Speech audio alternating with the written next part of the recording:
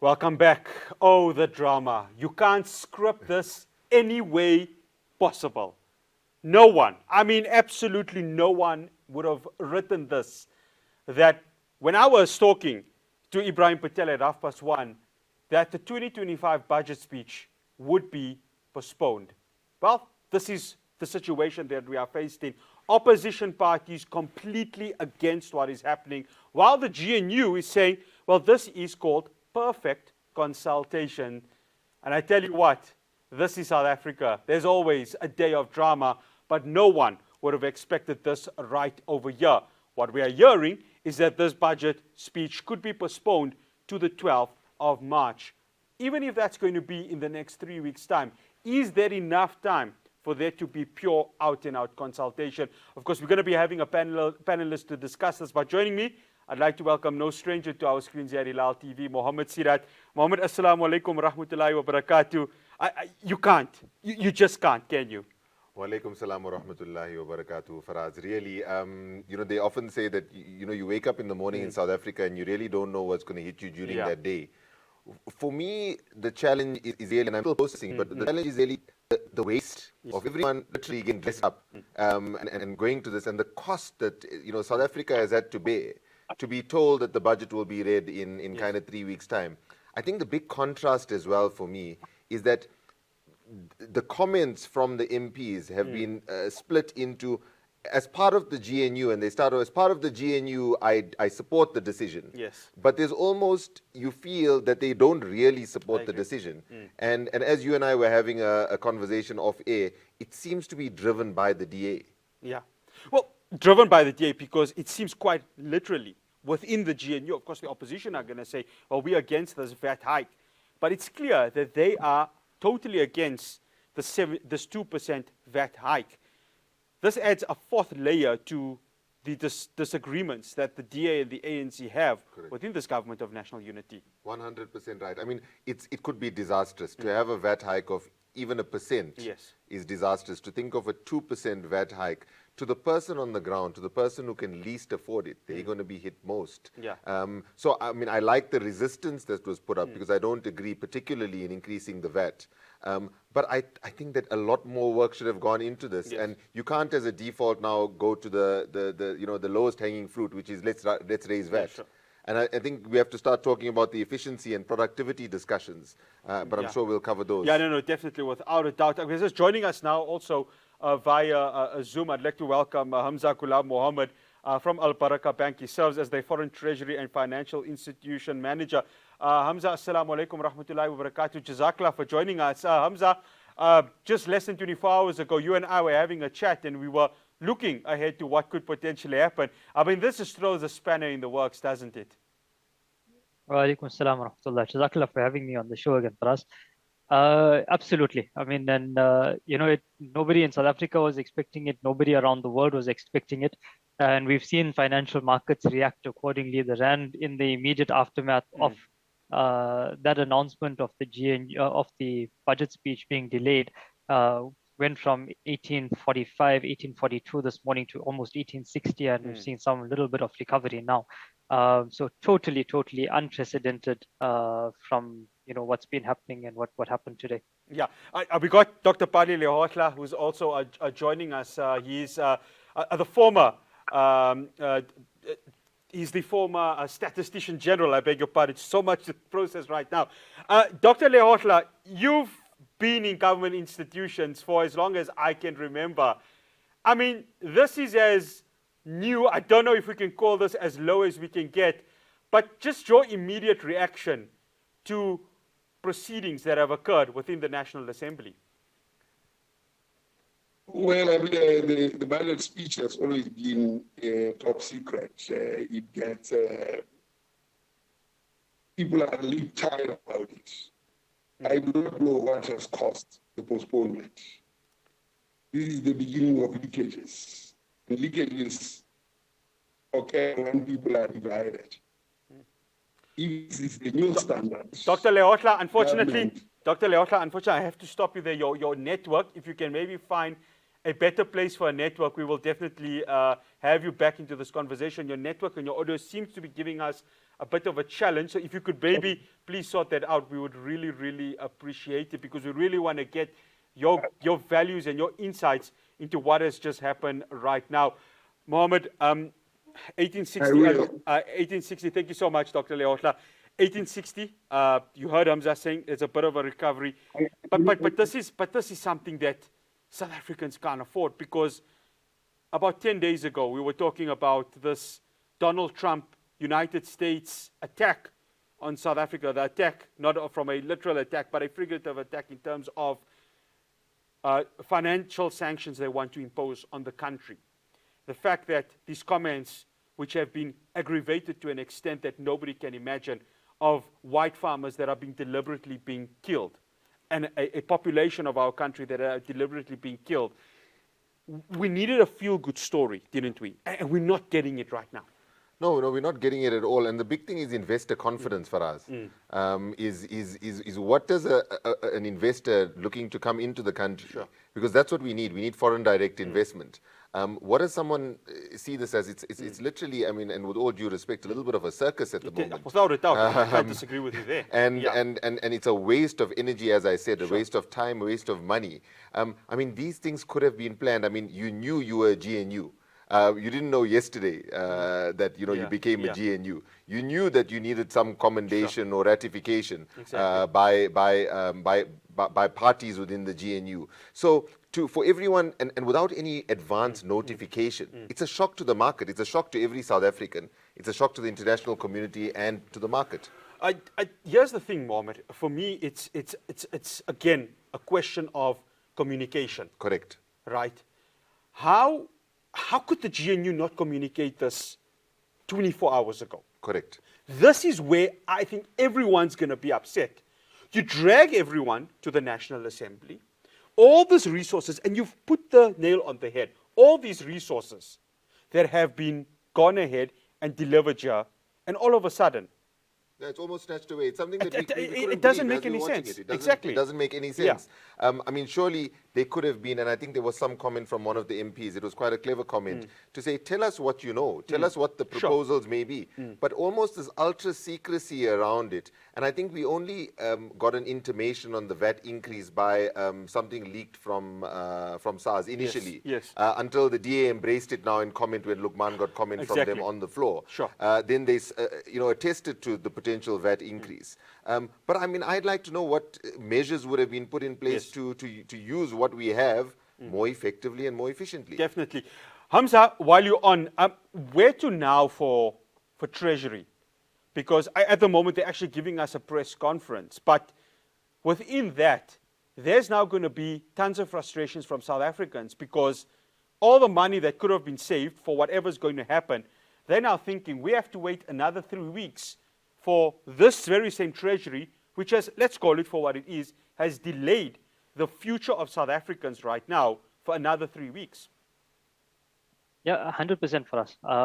But with all that has happened, there is some silver lining. And I think that silver lining is that it's the first time that South Africa as a democracy is seeing a GNU, is seeing a government of national unity, of multi-party leadership. And to see this, this is a testimony that national, multi-party government is working. Treasury may have thought that they could do things the way that they did them in the past, and they, just push a budget through, present it to Parliament, and the ANC majority is going to just, sign it off. And now they're learning the hard way around, and as fortunately South Africans are being dragged through this as well, that they need sign-off from other parties. They need buy-in from more sectors than just one. And so for me, that is the silver lining that comes out of this. And I hope that the markets can take that as a sign of positive movement within government this year around. So yes, it was an absolute waste of resources. And, Treasury does have to go back to the drawing board on this. But there is some silver lining that comes out of this at the end of the day as well. Hamzah, before I let you go, how does the markets, how does the Johannesburg Stock Exchange now manage itself up until the 12th of March? Because this is going to probably be their biggest test yet. And this is going to determine the future of so many South Africans, if not every single one of us, in terms of the management of the JSE, which ultimately means the management of the South African Rand. I think that the JSE is very robust in how it is managed. It's we've got very liquid markets, and we see that in terms of how the monies move in and out of the country. I'm not particularly too concerned about this because there's a ton of other events outside of the South African budget speech that's impacting our rand, that impacts monetary flows into and out of our capital markets. And I think given the robust infrastructure that surrounds that on the private sector at the very least, we should hold in good stead for the next 3 weeks until the government gets its act together and can actually come forward and present a budget to the country. Hamzah, I'm going to let you go. Shukran so much for joining us. We always appreciate it. Assalamu alaikum wa rahmatullahi wa barakatuh. Okay, so we've got, finally, with a good signal, we've got Dr. Pali Lehohla, who's joining us. Dr. Lehohla, thank you so much for staying with us. I'm going to, from that very same question I asked you earlier on, this is unprecedented, isn't it? Well, there are always new moments and new experiences. So yes, unprecedented. But let's see what we make of it. Certainly, we're hopeful that we'll hear. But that which we thought we would hear has not been possible to hear. We don't even know what the details are that made us not to hear what we are supposed to hear today. So one can only speculate. But certainly, it's a heralding sad things to come. Yeah. I mean, this is the thing. I mean, I was talking with my colleague here, Mohammed, Dr. Lehohla, and one of the things that I think upsets many South Africans is now they're asking the question, is the center holding? The opposition parties are saying it's definitely not holding given what has happened. When it comes to consultations with this, given that this is an 11th hour decision, what is your view with regards to that? Well, I mean, it's very discouraging. I think it's a signal of things to come. The GNU is not holding at all. Because for a budget, in the knowledge that it will be complex, discussions around this should have started as early as December. Sure. And conclusions and agreements probably by January. And then wait and see for the date. Yes. Yeah, I mean, this is absolutely, it's something that you should have expected, that it will be this way.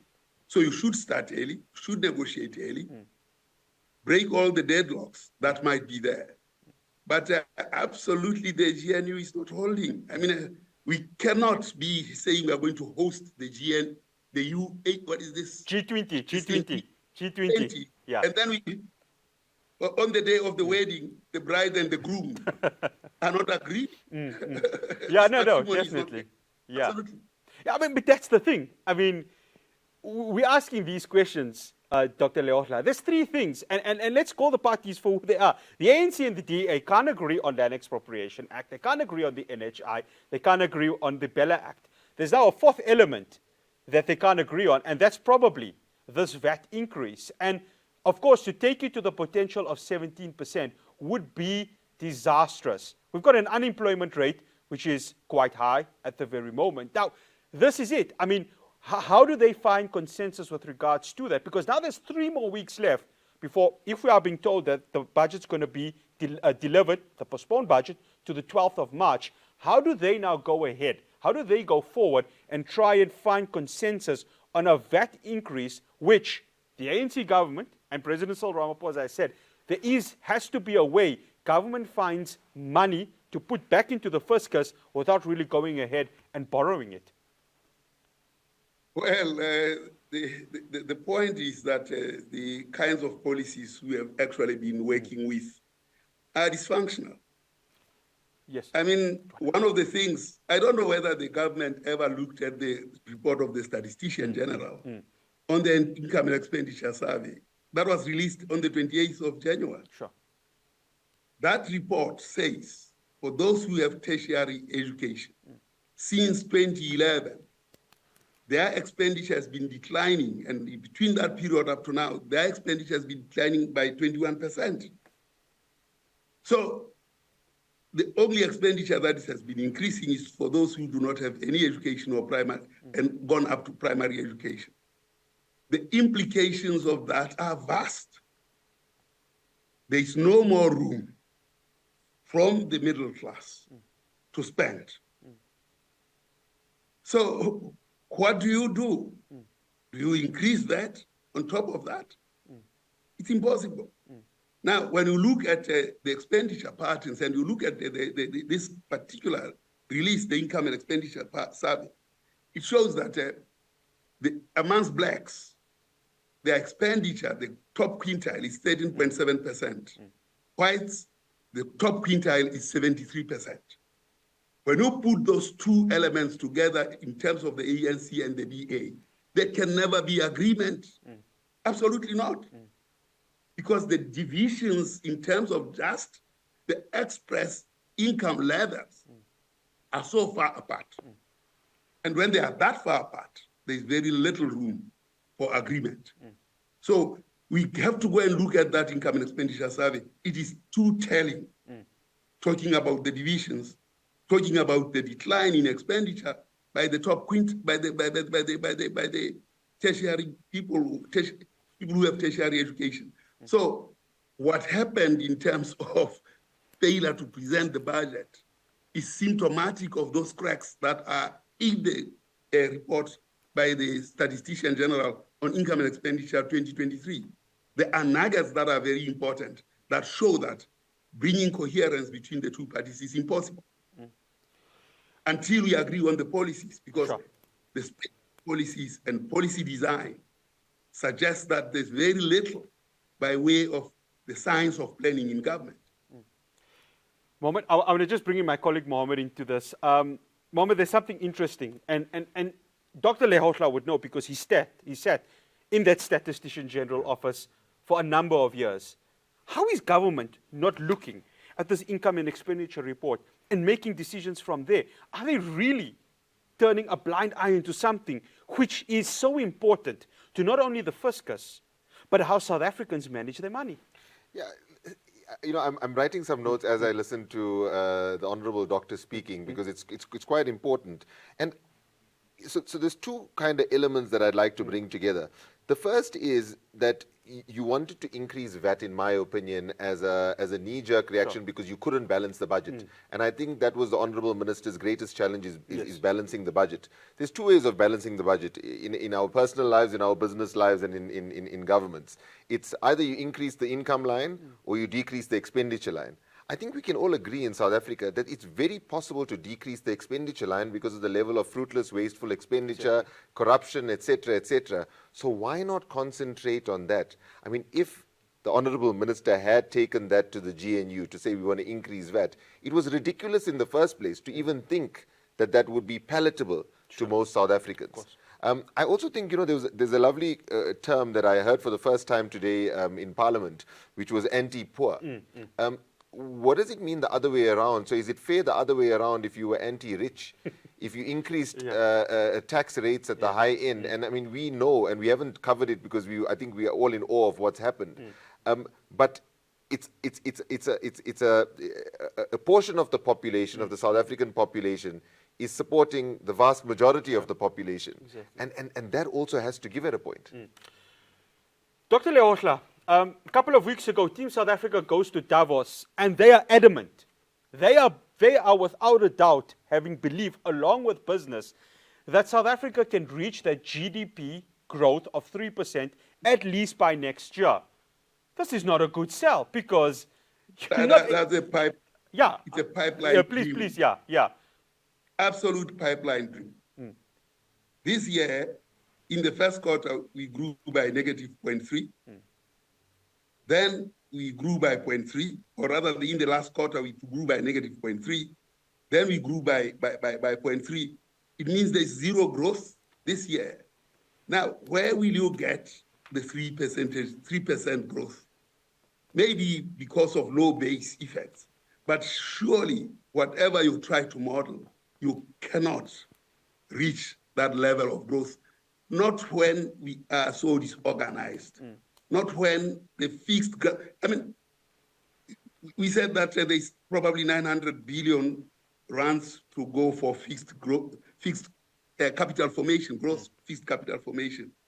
For gross fixed capital formation to be at the levels that are required, we need at least 1.5 trillion a year, not 900 million over 4 years. So the figures don't add up. The assumptions don't add up. There's very little economics that is happening in the government, except probably bookkeeping of putting files together and thinking that some magic will happen. Yeah, I mean, I'm gonna ask an accountant with regards to that, and Mohammed, you would be the best person to ask us.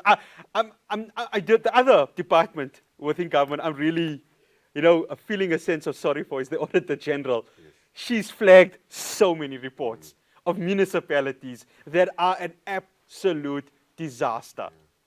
I mean, it doesn't get any worse than this. Yeah, I mean, we talk municipalities is one thing, and that's a huge challenge, as we both know and we all know.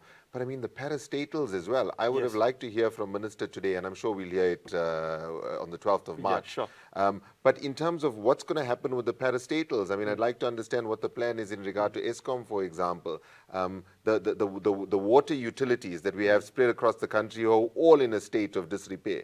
I think what it means to the South African on the ground, and sorry, I'm pivoting a little bit from your question, but it's essential services. I mean, we wake up every day and we don't know if we're going to have. But it's interlinked to the Auditor General's report. Without doubt, it's interlinked because as a sign of corruption or a byproduct of corruption within an entity, you have service delivery that almost disappears. Sure. And I feel that at least those things could have been talked about. So I mean, we're swinging back now to the budget speech.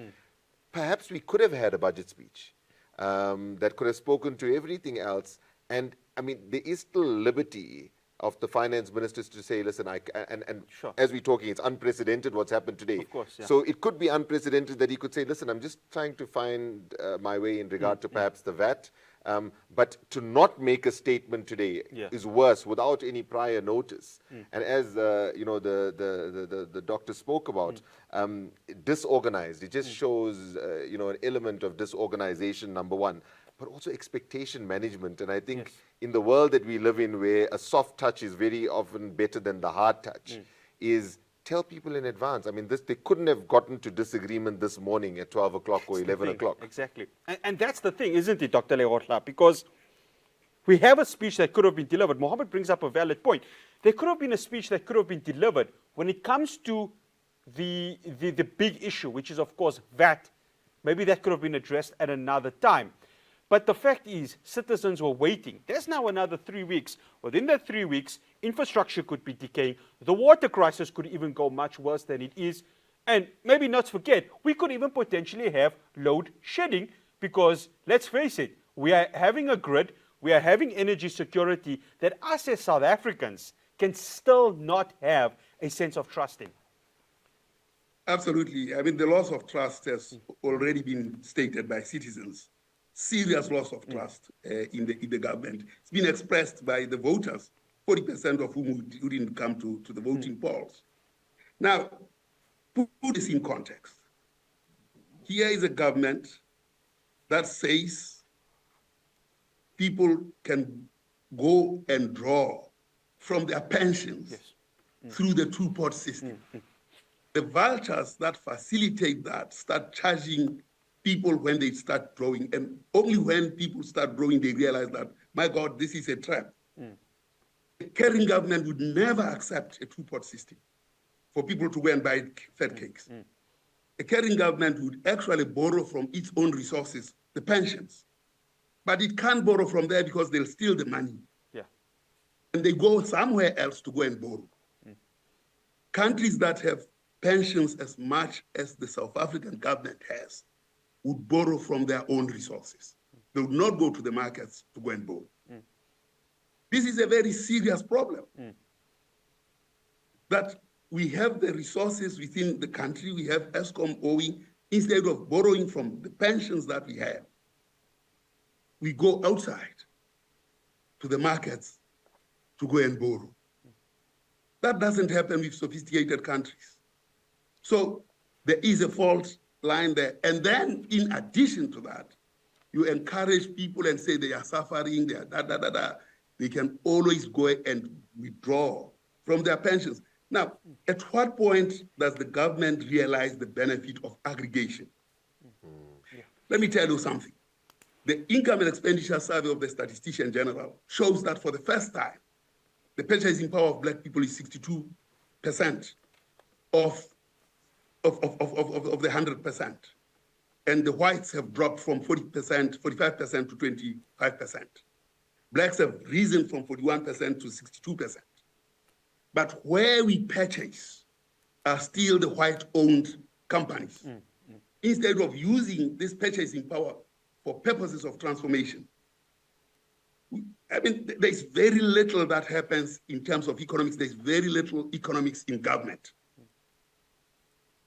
In terms of this growth in purchasing power, a Keynesian economist would do things differently and ensure that this increase in purchasing power is then driven to go and stimulate transformation in Black business. But it is not. It's going to the same white businesses and monopoly capital. So there's no solution to this, even when there's an opportunity. And even when the statistician-general's numbers show what is possible. 62% of 3 trillion is 1.8 trillion, that is purchasing power of Black people. You can aggregate on that and industrialize differently. But there it is, it's a lost opportunity. Instead, we are saying, go and get your early pensions instead of aggregating towards building. The economic system is not it's not economics here. It's not economics. It's bookkeeping. But here's the thing, Dr. Lehohla. Is this current cabinet, is the likes of the Inogodongwanas of this world, President Cyril Ramaphosa, because at the end of the day, he is the head of state. He is the man that is leading this cabinet. And I want to bring in trade and industry also because they play quite a huge role within the economics cluster. Mineral resources and energy, or it's called now, of course, mineral resources and petroleum. Do they have, and the reason why I'm bringing them is because earlier on we saw a bloodbath that was happening at ArcelorMittal South Africa. Thousands of jobs were being lost.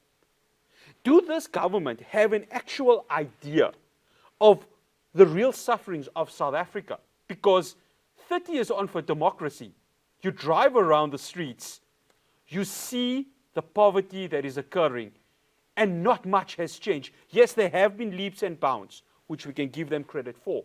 But the overarching issues are still not getting addressed.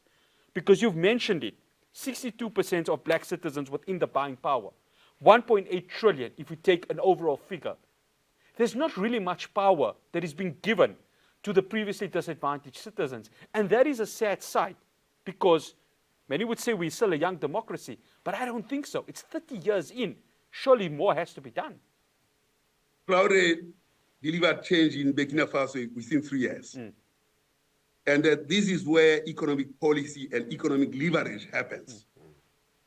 Here in the country, as I said, 1.8 trillion aggregation of buying power in the hands of Blacks, according to the data of the statistician-general. That is not being deployed to change ownership relations in the productive sector. So these Blacks are a mass of consumers, and they are that way in perpetuity, and then you also increase the possibility of them borrowing, or rather not borrowing, drawing from their pensions. What will they get at the end of their life? This 5-year cycle opportunism of politics is absolutely destroying this country. You're talking about ArcelorMittal. It was ISCO. ISCO was working. Sure. You cannot industrialize without steel. You cannot industrialize without energy. So we destroyed the steel, we destroyed ESCOM.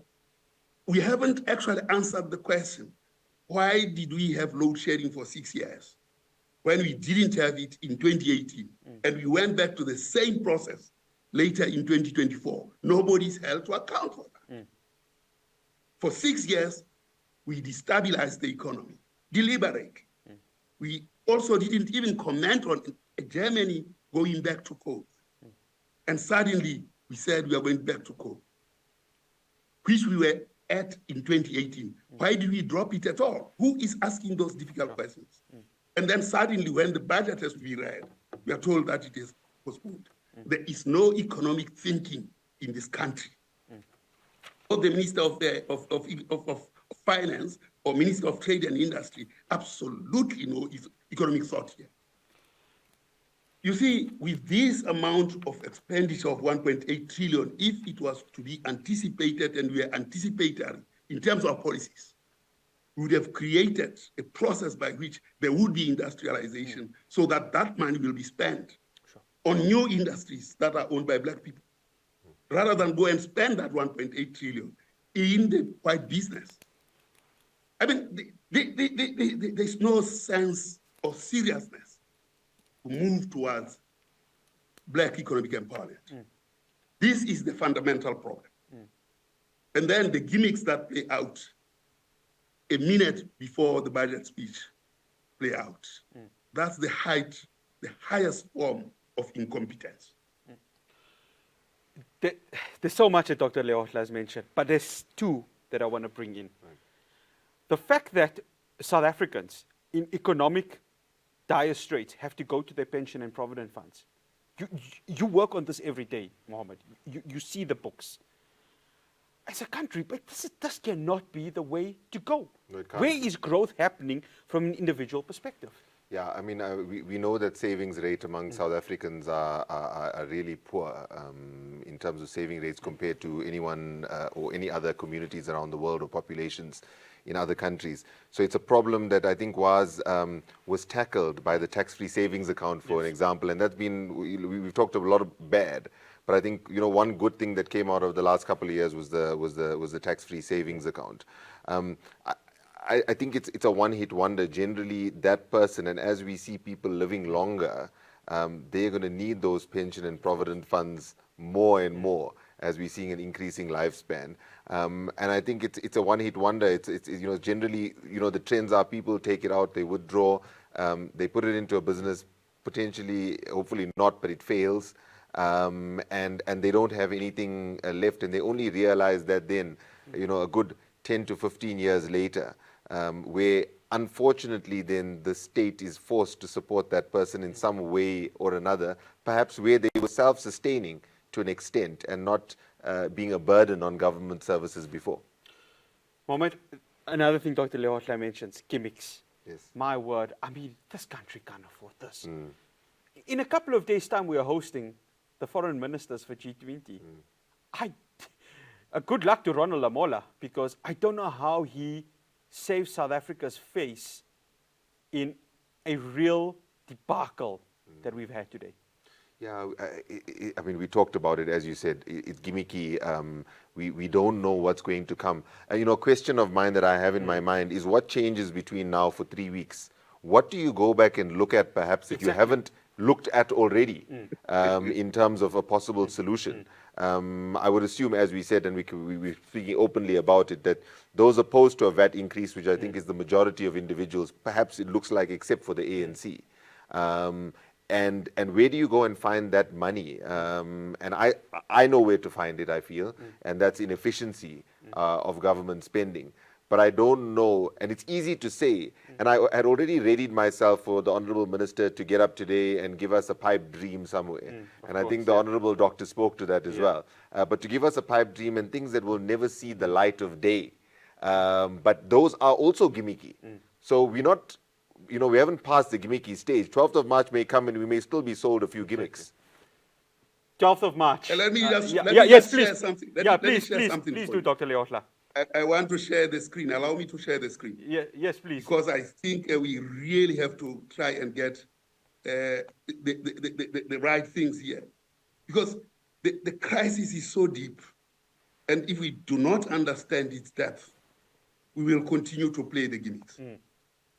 We're gonna allow. Is there something you want to share with us, Dr. Lehohla? Yes, I want to share. Yeah, please do. You're more than welcome to. Let me share. There we go. Okay. Now I don't know whether you can see my screen. All right. Yes. Oh, lovely. Thank you so much, Dr. Lehohla. All right.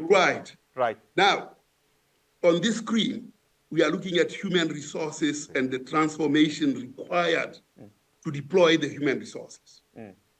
This screen, the orange, is people who have gone through primary. The green is the people who have gone through high school. The purple and blue is people who have gone to tertiary. In each of the quadrants, it's Black people, it's colored people, it's Indian people, it's white people. the major transformation occurs at age 20. And at that age, you actually have to have a substantial number of your population in that tertiary space. Now go to blacks. At that age 20, you only have 7%. Amongst colors, you have such meager numbers. Amongst Indians, you are looking at 80%. Amongst whites, you are looking at about 65%. Now, that's where your transformation occurs. So the transformation for human resources amongst blacks and colors up to today, this is a result, data as of 2023 census of the statistician-general. So until we understand these dynamics around how we actually transform society, we're not going to transform it. So the issue that we don't have the buying power and all these other things is a consequence of lack of transformation at the level that is required in education. These two population groups are 90% of the population. This colored, the black population and the colored population. These two are just 10% of the population. And we cannot rely on that weak link. And that's where all the money, 62 trillion, 1.8 trillion of the buying power goes to. So when we have that kind of situation of turning black people into voting cattle, into consumers, and not transforming them through education, this is 70%. Here is 10%. How long will it take? So I'm telling you that the planning of government has nothing to do with the facts on the ground, with the knowledge around planning, with tools of foresight, with using new instruments of power. It has to do with putting files side by side. So I'm not surprised that on the eve of the wedding, we ended up with this kind of thing. And the bride and the groom settle for divorce even before they marry. Yeah. Dr. Lehohla, to that point, and thank you for bringing up, because both Mohammed and I are looking at it, and we're actually just really trying to make sense of it, because this is something new that has come. I look at that statistics, it's clear. Black young individuals are not getting the transformation they deserve. This was mentioned in 1994, when the late President Nelson Mandela took to the stage and said, listen, we need to find a way to redress the wrongs of the past. His successors have banged their head with regards to it. But we are not seeing any meaningful change happening on the ground. But if you are a member of the African National Congress, and through cadre deployment, that's only when you see it. So is that where the issue actually lies? Because it's quite clear. Let me show you something. All right, sure, no problem. I'm showing you the skill level, the skilled. I'm going to show you the skilled in the population. I'm not going to show you the semi-skilled and the low-skilled. They are still necessary, but I want to show you the skilled by race. And you can see white, Indian, colored, and black. 2016 to 1994. 1994, this is the black skilled. There's a proportion of their population. The colored, the white, and the Indian. A lot can be said about the Indian, because in 1953, when Verwoerd said, what's the use of teaching Bantu child mathematics when you can't use it in practice? The Indians followed a different route. They created community schools, and then they defied Verwoerd. They didn't create private schools. They created community schools to take care of the Indian community. Now, these days, we want private schools. Now, this is the effect of that effort by the Indians in 1953. For blacks, we remain where we are, so are colors. This is 2017. I think you get the trend of this. And we are going to 2021, and you don't see any difference. We go to 2022 from 1994, you don't see any difference. Blacks are trapped in this situation. It will not change until we start addressing things. The consequences of that, and I don't want to talk about this one, I want to come to this 62 trillion. This is the 62%, 1.8 trillion spent by blacks against this amount by whites. This growth from 2006 to 62% is massive. The drop by whites, it's also massive. But where do we buy? Where do we spend this money? It goes to large shops. It goes to medium and small shops, which are owned not by blacks. It goes to specialized shops. It goes to private services. And it also goes to some public services that we are beginning to privatize. This thing called township thing is 1.2% and 1.5%, where blacks and other foreigners fight over. This is where the expenditure is going, instead of actually creating wealth for blacks. So when we are given these gimmicks of budget and the like there are things that are fundamentally wrong in the state. And 30 years on, those things have not been addressed. Dr. Lehohla, thank you so much for that. I mean, Mohamed, I just want to get your take on this. The fact of transformation. I mean, both myself, you, Dr. Lehohla are all from previously disadvantaged backgrounds. It's very difficult to make a case that we are seeing full transformation occurring from an economics perspective. What is your assessment of it? No, listen, I totally agree. I think there have been rapid strides to that transformation. But as they say, the numbers never lie, and there's no better person to share the numbers than the Honorable Doctor. Yeah, sure. And I think what he's presented to us is true. It's a journey that we're going on. I don't think we're going to have... and I use this word in a different way than it's been used in South Africa in the past, a radical transformation. Yeah. It's nothing that's going to happen tomorrow. What the government needs to create is an enabling environment to allow that transformation to occur. Most importantly, economically, because everything flows from that economics. So I have to agree with Dr. Lehohla, and I think that we've got a journey to go on, but the government needs to enable that to some extent. We've got about 5 minutes, Dr. Lehohla. I just want your closing remarks to this. I asked you earlier on, of course, cadre deployment, and that's really been the thing that has. I think we just lost network with Dr. Lehohla, but. Am I? No, I'm still here. Are you still here? Okay, thank you so much. Thank you so much for joining us. Dr. Lehohla, I mean, I mentioned earlier on cadre deployment. I mean, that's been the big thing that has really hurt any supposed transformation that could occur in South Africa. And of course, the ANC has really been the facilitator of this. They've really, when you speak to the individual on the street, that is the one thing that they've really been going against the ANC, and it showed in the voters' roll last year. What now? How does the ANC as a party manage this? Because they are the leading partner within this government of national unity. It is their deployee that is the Minister of Finance. They've got 3 weeks. Is that really enough to convince the citizens, given everything that has happened today, that they will be able, the citizen, to buy into what the ANC's part of the government of national unity is going to sell to them when the 12th of March comes? You know, I wanted to answer this question. It can't be answered a yes or no. Yeah. I just want to show you what happened. In 2020, business came to government. It came to government with Business for South Africa. It said, government, the economy of the country can grow at 5.2%. The employment can add 6 to 8 million people. Unemployment rate can drop to 15%. Inequality can drop to 0.43. Debt to GDP ratio can drop to 60%. Business was ignored.